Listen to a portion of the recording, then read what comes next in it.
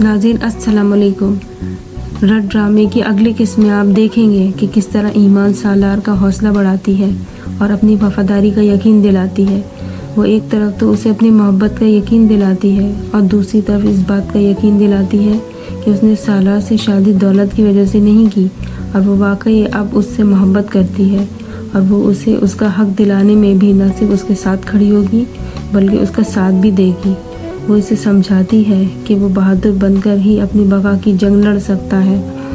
ایمان سالار کے بزنس اور جائیداد میں حصے کی تفصیل بھی معلوم کرتی ہے اور اس سے سالار کو آگاہ کرتی ہے۔ ایک موقع پر سالار ایمان پر شک بھی کرتا ہے اور وہ ایک دن اپنے کمرے میں داخل ہوتا ہے تو میز پر وہ ڈیورس ڈیڈ دیکھتا ہے تو سمجھتا ہے کہ ایمان نے سالار کو چھوڑنے کی شرط پر سالار کے ماموں سے اپنے لیے بہت کچھ حاصل کر لیا ہے، لیکن ایمان سالار کے سامنے اس کے ماموں کو کہہ دیتی ہے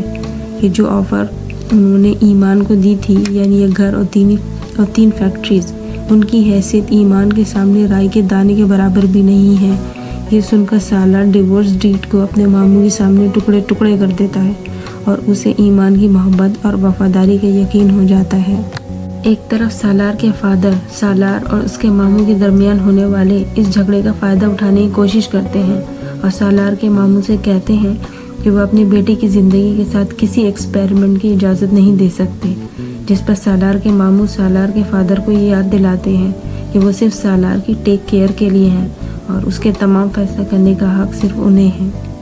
جب سالار اپنے ماموں کے سامنے ڈیورس ڈیڈ کے ٹکڑے ٹکڑے کر کے پھینک کر چلا جاتا ہے تو سالار کی سوتیلی ماں جلتی پر تیل کا کام کرتی ہے اور سالار کے ماموں سے ہمدردی کا اظہار کر کے یہ احساس دلاتی ہے کہ شادی کے بعد سالار کی نظر میں اس کے ماموں کی کیا حیثیت رہ گئی ہے،